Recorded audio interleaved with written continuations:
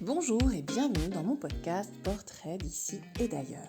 Cette émission donne la parole à des femmes, plutôt des invisibles, qui se révèlent autour d'un projet, d'une passion, d'un talent caché, ou les trois. Elles sont d'ici et d'ailleurs, en lien avec d'autres femmes, en France et à l'étranger. Ce podcast montre des femmes ordinaires et singulières, mais qui osent.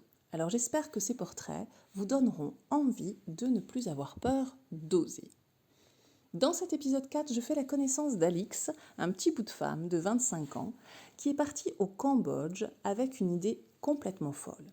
En effet, elle nous embarque dans son aventure de construction d'un atelier de recyclage artisanal au Cambodge. Le sujet des traitements des déchets au Cambodge a été abordé par les Nations Unies à plusieurs reprises tellement il est problématique, surtout dans les zones rurales. C'est d'ailleurs à la campagne qu'Alix a bâti son atelier. On la retrouve tout de suite pour qu'elle vous raconte son histoire. Allez, suivez-moi, c'est parti.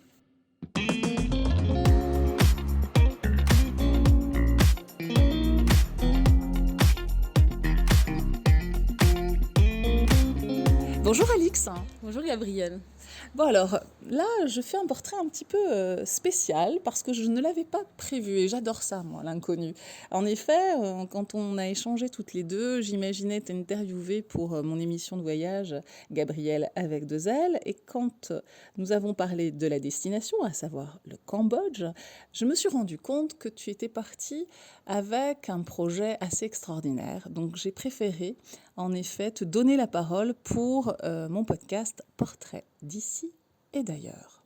Alors la première question, c'est un peu géographique. Où se situe le Cambodge, Alix ? Alors le Cambodge, c'est un pays d'Asie du Sud-Est qui est situé entre la Thaïlande, le Laos et le Vietnam et qui a aussi une côte maritime avec, donc, dans le golfe de Thaïlande. Donc c'est un pays assez varié au niveau de la géographie avec des rizières, des montagnes et quand même aussi des plages et des îles assez jolies. Ça, tu nous en parleras quand même un petit peu. Et quel est le climat là-bas ? C'est un climat tropical, donc c'est-à-dire qu'il ne fait jamais froid.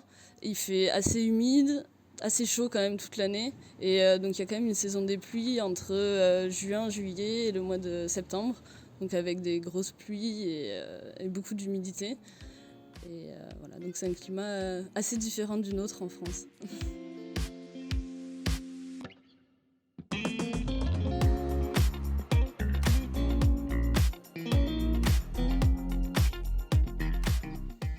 Alix, quand on s'est rencontrés, j'ai aimé l'idée justement d'encourager à travers cette émission, Portrait d'ici et d'ailleurs, des femmes à voyager, des petits bouts de femmes comme toi, jeunes, parce que je crois que tu as 25 ans, à entreprendre un voyage. Peux-tu donner des conseils à ces autres femmes qui auraient envie de voyager seules ou pas d'ailleurs ? Pour moi déjà, le premier conseil c'est d'oser, de ne pas avoir peur, puisque en fait ça peut paraître comme des projets un peu fous déjà, des fois, quand on en parle, de se dire, de dire aux autres qu'on veut partir pendant un an ou plus, monter un projet, et donc de se donner les moyens en se disant que déjà c'est normal, qu'il y a plein de gens qui le font. Quand on est là-bas, on se rend compte que on n'est pas tout seul non plus. Et qu'il y a... Donc tu le démystifies en fait déjà au départ. Oui, parce que quand on est en France, dans notre zone de confort, quand on va en parler, ou même juste à soi-même, on va se dire mais c'est fou, c'est n'importe quoi, où est-ce que je vais ? Alors que non, au final, je pense que ça fait partie des expériences et de ce qui nous fait grandir.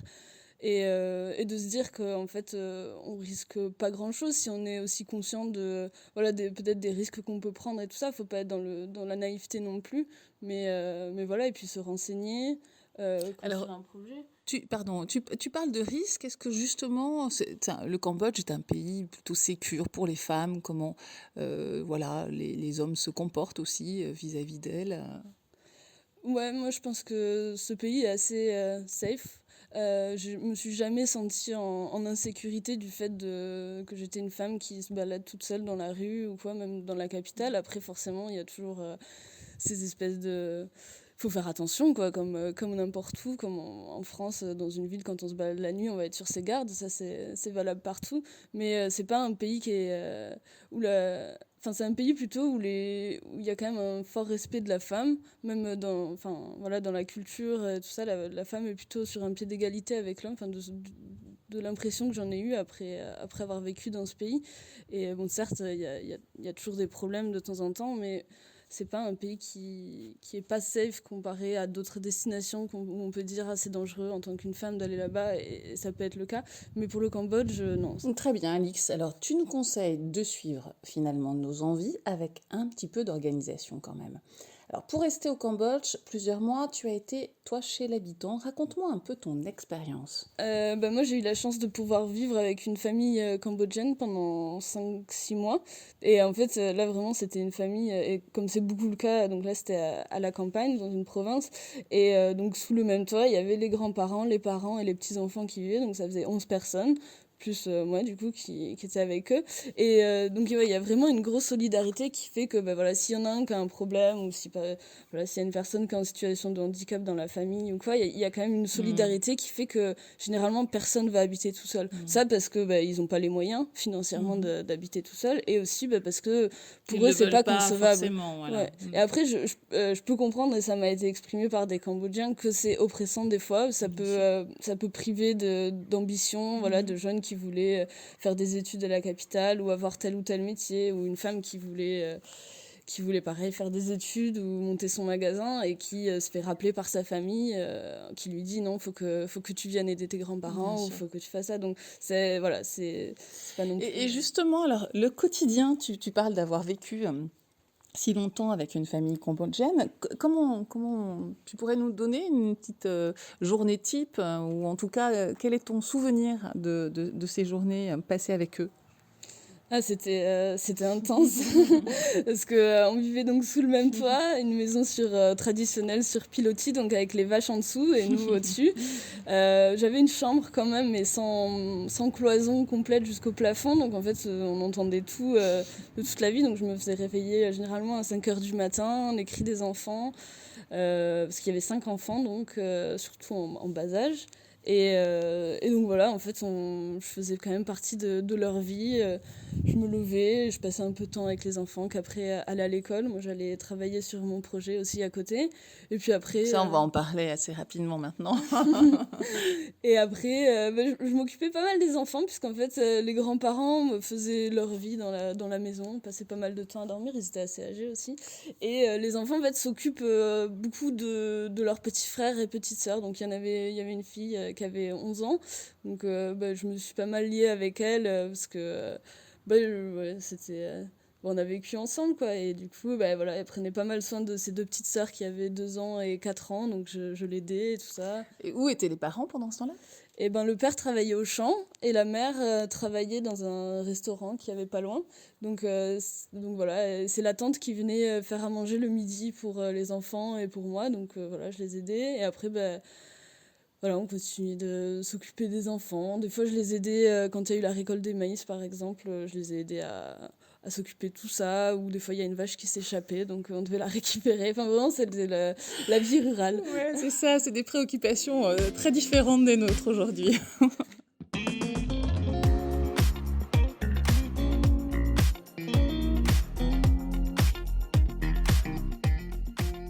Merci beaucoup, Alix, quand même, de m'avoir accompagnée au Cambodge.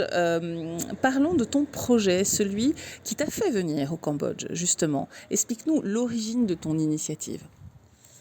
Donc en fait, l'origine de ce projet, c'est qu'il y a 5 ans, donc la première fois que j'ai eu la chance de pouvoir partir au Cambodge, je suis rentrée en France, donc après ces 8 mois en Asie, donc super heureuse, mais aussi assez changée et bouleversée par le constat que j'ai pu faire là-bas, qui est vraiment flagrant, de la pollution, et notamment celle liée aux déchets plastiques, qui existe aussi en France, mais qui est plus cachée, on va dire, où les déchets sont envoyés en Asie. Et donc, voilà, quand je suis rentrée en France, je me suis dit, mais bon, déjà, j'ai envie de repartir. Et en plus, j'ai envie de faire quelque chose là-dedans, puisqu'en fait, ça collait avec ce que j'avais fait dans mes études, qui était la gestion de projet, donc à la base, qui était plus liée à l'organisation d'événements, mais que j'ai voulu rediriger ensuite sur la gestion de projet dans le domaine du développement durable. Donc là, tu as étudié ? Ouais, donc j'ai repris une année de formation, un diplôme universitaire dans la gestion de projet de développement durable. Et en fait, c'est ça qui m'a lancée, c'est parce que je devais écrire un mémoire sur les déchets, enfin un mémoire. Et j'ai choisi le thème des déchets plastiques et la mise en place d'un projet de recyclage des déchets au Cambodge. Tout ça a coïncidé avec la découverte d'un projet que j'ai fait, la découverte d'un projet qui s'appelle Precious Plastic. Donc c'est un Hollandais, Dave Akens, qui a conçu des machines qui permettent de recycler les déchets plastiques à petite échelle, donc pas à échelle industrielle, mais à l'échelle individuelle ou collective. Je peux fabriquer cette machine toute seule, c'est ça le principe ? L'idée c'est ça, ouais, bon, avec quelques compétences en mécanique qu'on peut apprendre soi-même, parce que moi j'avais pas et j'ai appris. Ou sinon maintenant c'est un réseau qui a été développé, donc Precious Plastic, si vous allez voir sur internet, maintenant il y a une carte de tous les gens qui ont monté des ateliers à travers le monde, ou de gens qui sont intéressés, ou de gens qui veulent donner un coup de main. Donc voilà, il y a un gros réseau d'entraide aussi de ces gens-là qui fait que ça devient possible de maintenant fabriquer ces machines là pour recycler les déchets soi-même. Donc j'ai appris un peu à Toulouse avant de partir, la soudure et tout ça. Donc j'ai trouvé un atelier qui était volontaire pour accueillir le projet, pour nous former à tout ça. J'ai recruté 3 autres personnes pour le projet, puisque je ne pouvais pas faire ça toute seule. Et donc voilà, on a commencé à vraiment mettre en place ce projet concret, déjà en se donnant une date de départ, qui était février 2019. Et donc en amont de cette date de départ, on avait pour objectif de construire au moins un broyeur à Toulouse, parce que Toulouse c'est notre ville base. Qui marche, hein. Oui, qui marche. Bon, il a galéré à marcher, mais il marchait quand même. C'était pas le meilleur. On est parti, pas forcément au point, mais on est parti quand même, puisque de toute façon, on devait partir. Et puis aussi, on a organisé une collecte de fonds, répondre à des demandes de financement, pour payer tout ce qui devait être payé pour le projet. On a eu des financements on a répondu à un appel à projet de la Fondation pour la Nature et l'Homme. Et donc on a eu un prix par cette fondation qui s'appelle Génération Climat, qui supporte en fait les projets portés par des jeunes de moins de 30 ans. Donc on a eu la chance d'avoir un prix de 8 000 € de eux. Et ensuite on a mis en place des campagnes de crowdfunding, on a organisé une soirée de soutien avant de partir, tout ça pour avoir les bases financières pour le projet. Comment vous avez transformé ça sur le terrain, une fois que vous êtes parti ? Comment ça s'est organisé ? Donc ça s'est organisé, on est parti à 4 pendant 1 an et demi, même si sur la fin on n'était plus que 2. Donc on a passé les 6 premiers mois dans une province, donc la province de Kampong Cham, à côté du Mékong, celle dont je parlais tout à l'heure, où on vivait chez l'habitant. Donc on était dans ce village qui s'appelle Shiro, avec une ONG qui s'appelle OBT, qui a monté il y a quelques années une école d'anglais, qui donne maintenant des cours d'informatique, de français, donc voilà, qui aide les enfants du village, qui était un village assez isolé, à avoir une chance pour plus tard de pas être seulement fermier, mais de faire des études ou de créer un business dans leur village ou ailleurs, quoi. Et ils ont aussi un atelier de recyclage des déchets. Donc on a fait ça avec eux pendant 6 mois. On a construit ce broyeur, on a un peu galéré puisqu'on expérimentait, on n'avait pas beaucoup d'électricité, c'est quand même une zone rurale assez pauvre et c'était la saison sèche, donc on avait des grosses coupures d'électricité à longueur de journée, on n'avait plus d'eau pendant un moment, on pouvait pas travailler tous les jours sur le projet, mais bon, on a travaillé avec eux sur d'autres choses, sur le ramassage, sur le tri et tout ça. Donc voilà. Et après, la plus grosse phase du projet, et là ce qui a été le plus gros, en fait, on est parti sur l'île de Korong Sanloem. Donc c'est une petite île d'une 20 ou 30 de kilomètres carrés au sud du Cambodge. Et donc là-bas, en fait, on est arrivé et on s'est entendu avec un mec que je connaissais, parce que j'étais déjà allée là-bas avant, qui avait un terrain et qui nous mettait à disposition le terrain où on pouvait construire un petit atelier de recyclage. Et dis-moi, Alix, c'est quoi comme type d'objet justement transformé, par exemple ? Et justement, voilà, c'était la seconde phase. Donc après avoir construit ces machines, on a été dans la phase d'expérimentation, c'est-à-dire on a mis du plastique, ça fond dans cette machine, qu'est-ce qui sort, comment ça sort, et voilà, donc grosse phase de recherche, de ratage aussi. Mais à la fin, on a été en mesure de produire des cendriers. Donc on a mis au point un moule de cendrier qu'on a fait nous-mêmes avec différentes parties de métal. Donc cendrier... C'est particulièrement écologique, ça, le cendrier.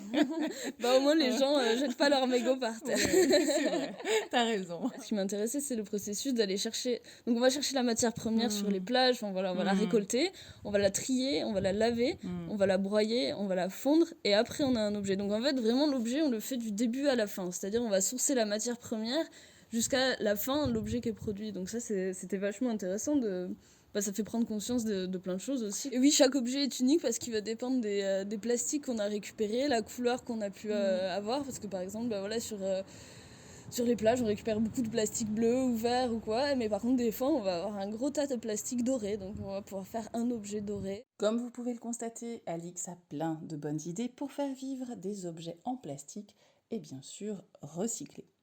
Son aventure ne s'arrête pas là puisqu'elle est repartie au Cambodge pour que son atelier de recyclage puisse se développer sans elle. En effet, l'idéal serait que l'atelier fabrique des objets recyclés pour le marché local avec l'appui de salariés locaux également. Alors, en attendant quelques investisseurs surtout, Alix a trouvé un job dans une ONG qui valorise les déchets, bien évidemment. Cette nouvelle étape l'amènera sûrement à poursuivre son atelier de recyclage au Cambodge et même ailleurs. Alix s'est engagée en tant que femme et citoyenne de ce monde sur le thème de l'environnement. Alors c'est peut-être une petite goutte dans la mer, mais ce sont ces portraits d'invisibles que j'aime vous faire partager dans cette émission Portraits d'ici et d'ailleurs. Alix, c'est la fin de notre podcast Portrait d'ici et d'ailleurs. Je te remercie vraiment d'avoir participé à cette interview. J'ai appris plein de choses, j'aime ton enthousiasme.